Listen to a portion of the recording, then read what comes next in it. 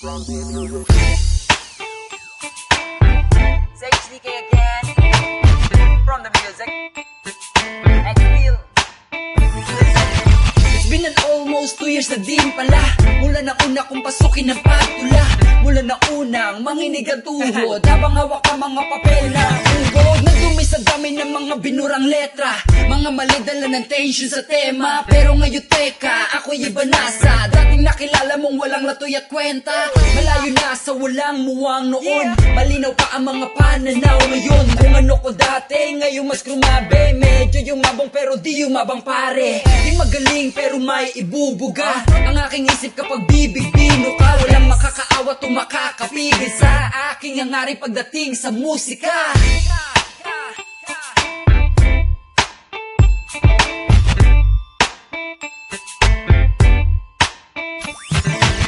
Mula kay Marjon, maraming salamat. Sa lahat man tayo ay sagana sa nasulat. Sa mga taong nagbigay respeto, pati na rin sa mga katropang solido. Mula noon magpahangga sa ngayon, at sana hanggang sa lilipas na taon ay walang magbago. Kahit puro gago, sapat na sa akin na magkakasama tayo.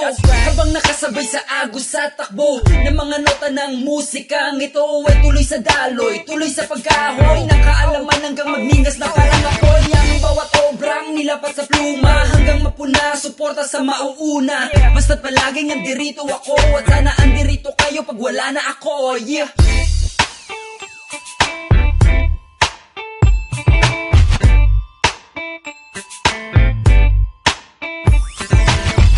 Mga nadispasensya at patawad, alangan naman na tropeyo ang igawat. Tulandan dati, di na ako salbahe. Pis na tayo pare para lahat umabante. Huwag nang umarting parang juicy pa, kasi baka bukas makalawa ayoko na.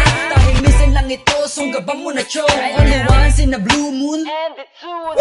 Parehas naman tayong musika, ang instrumentong nakaugnay sa kusino sa ang mga tunay, ang anyo at kulay. Pagdating sa kung paano niya isabuhay ang bawat bayot palo hanggang sa maghalo. Ang mga tinig, titik at tumabo ng mga papuri, di lang sa kauri, kundi pati na sa mga taong mapanuri.